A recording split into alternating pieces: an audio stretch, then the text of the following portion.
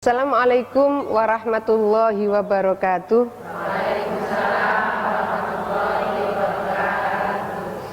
Bismillahirrahmanirrahim. Alhamdulillah wa astaghfirullah. Wala haula wala quwwata illa billah. Assalatu wassalamu ala rasulillah Sayyidina Muhammad ibn Abdillah, amma ba'd. Pemirsa Cahaya Hati rahimakumullah, alhamdulillah kita bertemu lagi dalam muhasabah pagi hari ini. Sekarang kita berada di Masjid Pondok Pesantren Kuliatul Quran Al-Hikam Depok, dan di masjid ini telah hadir pula ibu-ibu dari Majelis Taklim Al-Istiqomah dari Provinsi Lampung. Hadir juga Majelis Taklim Muslimat NU Pondok Cabe. Mudah-mudahan yang hadir di majelis ini maupun pemirsa yang ada di rumah, Allah akan memberikan keberkahan kehidupan bagi kita semua. Amin. Pemirsa dan ibu-ibu semua, kita tadi sudah lihat tayangan bagaimana sesungguhnya Islam memberikan kemuliaan kepada perempuan. Kita mungkin pernah melihat peristiwa seperti ini. Ibu-ibu seperti ini bekerja keras luar biasa. Biasanya mereka berjualan tengah malam sampai pagi. Mungkin anaknya dan suaminya sudah mendengkur di rumah, ya kan? Mereka bekerja keras karena mereka ingin mendapatkan tambahan ekonomi, meskipun bagi mereka ibu-ibu tidak punya kewajiban karena nafkah itu dari suami. Tapi ibu ini mau bekerja keras supaya dia bisa memaksimalkan energi yang Allah sudah berikan kepada mereka. Mungkin kita juga melihat bagaimana ibu penderas getah karet. Sejauh yang saya tahu, biasanya mereka pergi ke kebun karet itu sebelum subuh, karena biasanya jam 4 mereka sudah harus menderas getah karet, karena katanya kalau sudah kena matahari nanti kualitas karetnya menjadi menurun. Mari kita melihat bagaimana kemudian Islam menempatkan perempuan. Ada hadis bunyinya, ma akraman nisa illa karim wa ma ahanahunna illa laim. Tidaklah mulia seseorang jika ia tidak memuliakan perempuan, dan tercelalah seseorang jika ia mencela perempuan. Ini adalah posisi Islam menempatkan seorang perempuan. Mungkin ibu-ibu pernah mendengar cerita Alqamah waladul Ak. Alqamah yang disebut anak durhaka. Dia sebetulnya anak yang baik, dia sebetulnya anak yang rajin sholat. Tapi pada suatu saat ketika ibunya memanggil, ternyata dia tidak menghiraukan panggilan ibunya. Dan ternyata membekas sekali di hati ibunya, sakit hati ibunya rupanya tidak selesai ketika malaikat Israel sudah menjemput nyawanya. Ketika nazaknya lama sekali, ada yang melaporkan kepada Rasulullah. Maka kemudian Rasulullah pun menyampaikan kepada sang ibu, maafkanlah anakmu, karena dari dosa yang menyakitkan ibunya itu, meskipun dia tidak memukul ibunya, dia tidak memaki-maki, karena dia dipanggil lalu dia tidak menghiraukan, ibunya rupanya sangat sakit hatinya itu rupanya tidak tertahan dan tidak termaafkan. Akhirnya ibunya tidak memaafkan. Dalam riwayat itu diceritakan sampai hanya Rasulullah menumpuklah kayu itu. Ketika kayu itu sudah ditumpuk, lalu minyak tanah sudah disiramkan, dan kayu ini sudah mulai dinyalakan, ketika Alqamah mau dibakar, maka ibunya minta maaf kepada Rasulullah karena tidak memaafkan putranya, maka kemudian ibunya memaafkan putranya. Pada saat itulah Alqamah wafat dalam keadaan husnul khotimah karena sudah dimaafkan kesalahan oleh ibunya. Pemirsa, kita akan break sebentar. Insya Allah kita akan jumpa lagi pada muhasabah Cahaya Hati pagi ini.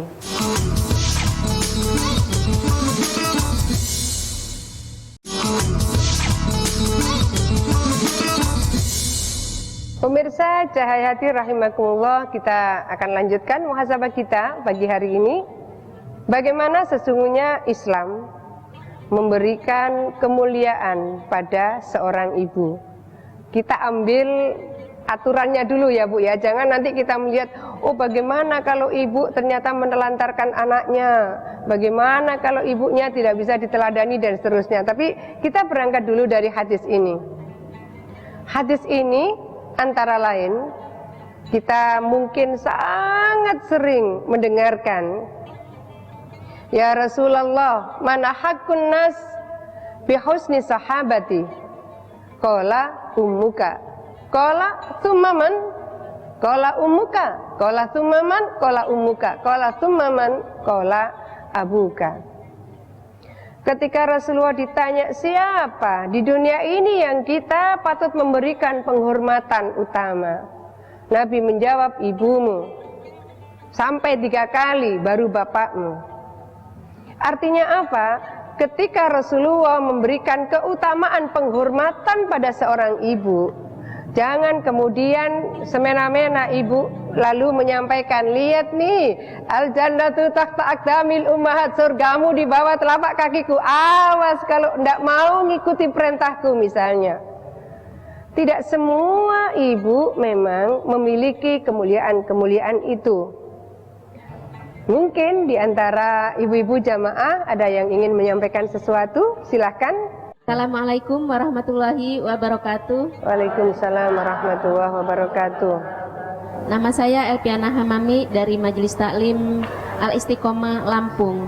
Yang ingin saya tanyakan Bu, bagaimana cara kita menghormati ibu kita sedangkan ibu kita tersebut sering kasar dengan kita?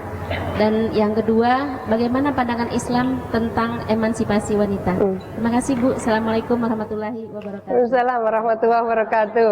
Soal emansipasi. Mungkin ada yang lain biar sekalian. Iya. Emansipasi.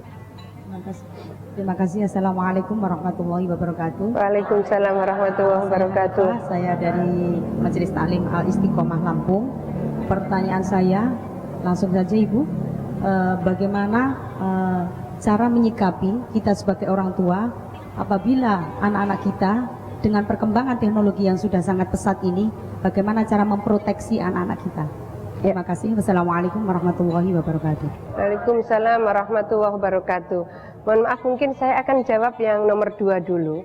Ketika anak itu ketemu internet, ketika anak itu ketemu laptop, ketika anak itu sekarang pun handphone ya Bu ya, bisa Twitteran, bisa Facebookan dan sebagainya dan sebagainya. Bagaimana memproteksi? Ini memang tidak sederhana, tetapi paling tidak begini.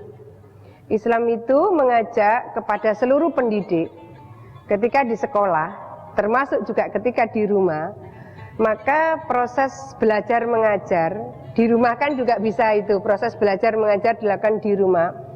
Tidak hanya proses tadris, tidak hanya proses taklim, tapi di dalamnya itu ada proses tarbiyah, pengasuhan Ibu. Anak ini tidak bisa diasuh oleh teknologi, anak ini tidak bisa diasuh oleh televisi, anak ini tidak bisa diasuh oleh internet, anak ini tidak bisa diasuh oleh laptop. Nah, ketika ada proses tarbiyah, ada proses takdib. Anak ini juga harus diajarkan bagaimana mereka bersopan santun, beradab, bertata krama. Jadi ada taklim, proses pengajaran, ada tadris, proses pembelajaran, ada proses yang mestinya itu bisa dilakukan di rumah, misalnya proses tarbiyah ya Bu ya, pengajaran. Ada proses takdib, mengajarkan anak sopan santun. Nah, proses ini kalau mereka tidak dapatkan di sekolah, mereka juga tidak dapatkan di rumah, maka anak ini akan diasuh oleh teknologi. Nah, mungkin di antara ibu-ibu dan pemirsa ada yang ingin melakukan pendalaman muhasabah kita, insya Allah kita akan lanjut setelah break berikut ini.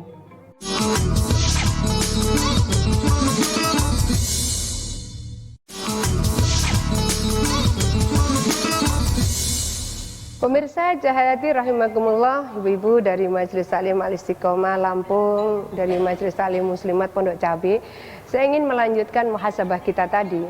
Bagaimana kemudian kalau anak ini tidak mendapatkan pengasuhan yang baik? Nah, ini adalah tugas kita bersama. Kalau saya menyebut harus orang tua, bapak dan ibu, lalu lingkungan. Bapak, ibu, lingkungan. Ini harus dijaga kedua-duanya, karena tanggung jawabnya sama besarnya. Jangan merasa karena kemudian dia membawa uang yang cukup besar ke rumah lalu dianggap selesailah tanggung jawabnya. Tidak demikian, tanggung jawabnya tetap sama meskipun uang yang dibawa pulang besar. Nah, apa yang bisa kita lakukan? Biasanya kalau ibu-ibu menyempatkan puasa kalau anaknya sedang ujian, ibu melakukan itu apa enggak? Iya kan? Kita sholat malam, kita puasa kalau anak kita sedang ujian. Kita mohonkan supaya anak kita sukses, ilmunya manfaat barokah. Tapi adakah kemudian kita juga mencoba bersama-sama seluruh para orang tua di negeri ini, ya ibunya ya bapaknya, bagaimana mereka sama-sama berdoa lah, disempatkan misalnya Rabbana hablana min azwajina wa dzurriyyatina qurrata a'yun waj'alna lil muttaqina imama.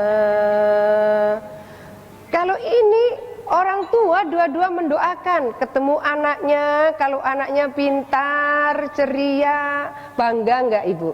Bangga. Kalau anaknya lulus, kumlot, lalu kerja baik, bangga enggak orang tua? Bangga.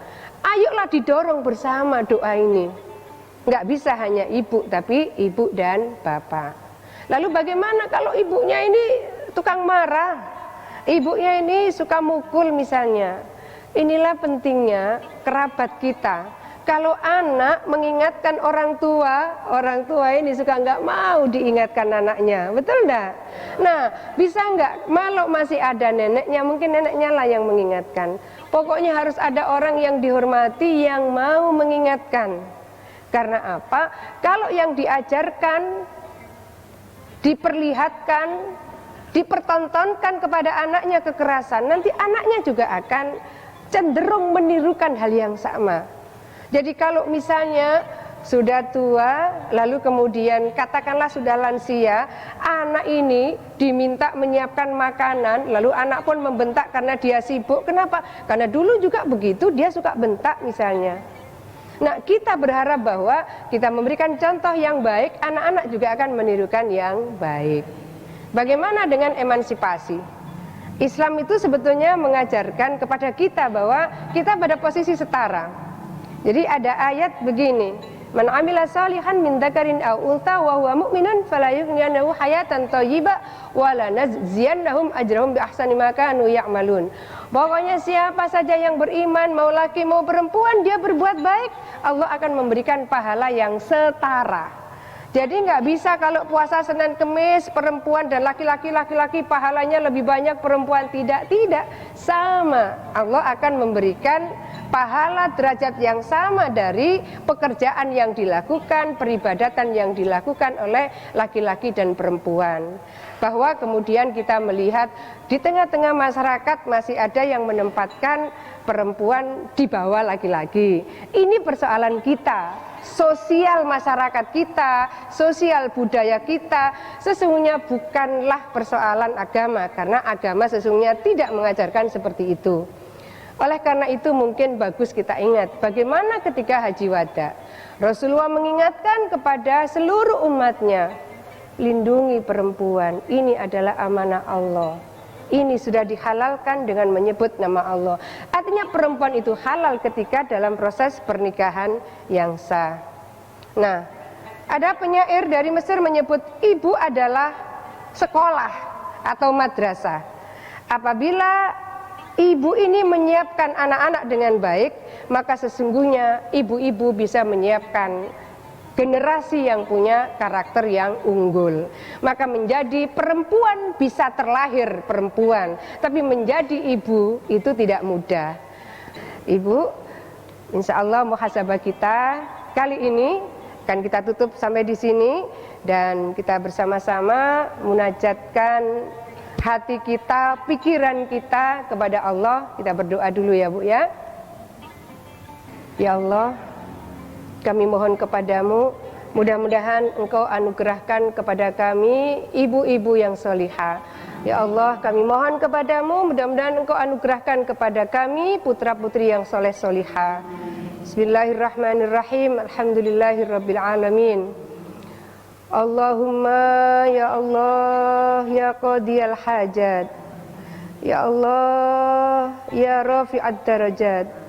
Ya Allah ya kafiyal muhimmat. Ya Allah ya syafiyal amrad. Rabbana hab lana min azwajina wa dzurriyyatina qurrata a'yun waj'alna lil muttaqina imama. Rabbi ja'alni muqimas sholati wa min dzurriyyati Rabbana wa taqabbal du'a.